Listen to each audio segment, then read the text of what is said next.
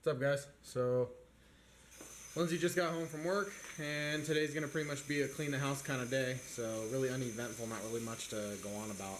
And making tacos. And Lyndsey's making tacos. Anyway, so we'll just be cleaning the house pretty much today. That's about it. And that's what I call cleaning your kitchen. Nice and clean. Just gotta finish up mopping real quick. Alright, guys, well, we're gonna sign off here. Do you have anything, Lynn? Juices. What? Juices. Anything else? Tacos were good. And worked it out. Each tacos, between you add the beans, the meat, everything. What was it, like 300 calories each? Yeah, give or take. So, not bad. They're nice and manageable for the diet because I'm really watching my calories, so. But it's going well. Have a good night. Night, guys. So, Josh was just asking me about my day. And he thinks that it's something I should share because he thinks it's kind of funny. I love it. I have juniors and seniors in high school. And I maintain tutoring hours after school on Tuesdays and Wednesdays till about 3:30, 4 o'clock, whenever the kids are pretty much done.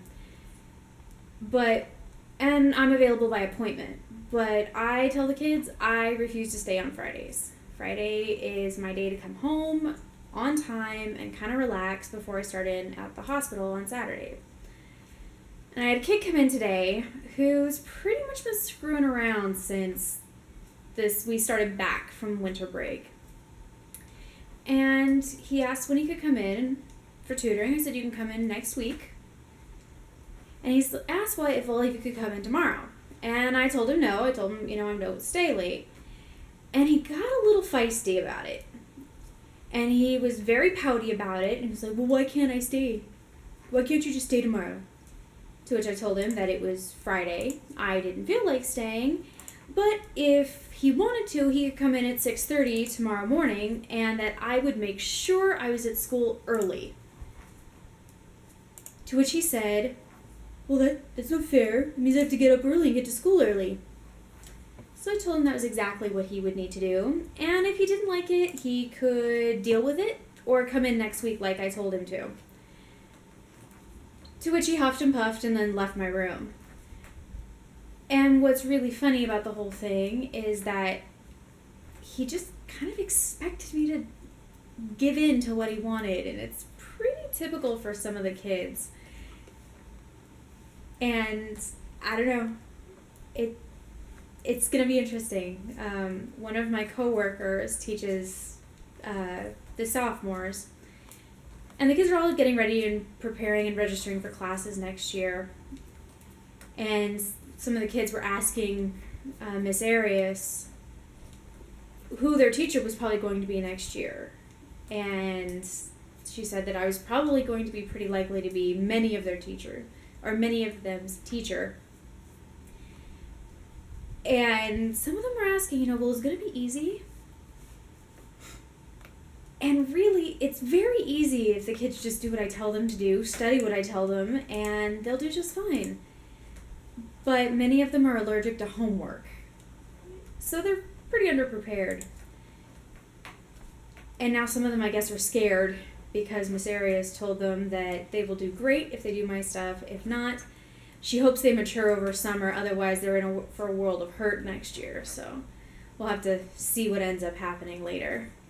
But I just thought I would share. Josh thought it was kind of funny. So maybe you'll find it funny too.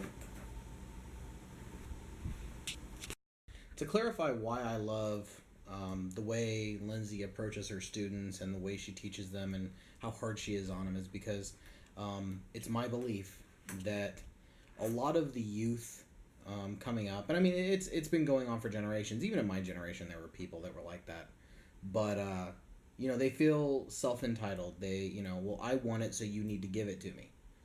And hard work is something that you don't see in these young kids anymore. And it just drives me nuts. I get so sick and tired of seeing these kids that think that because, mommy and daddy do this or mommy and daddy do that, that, they just get what they want.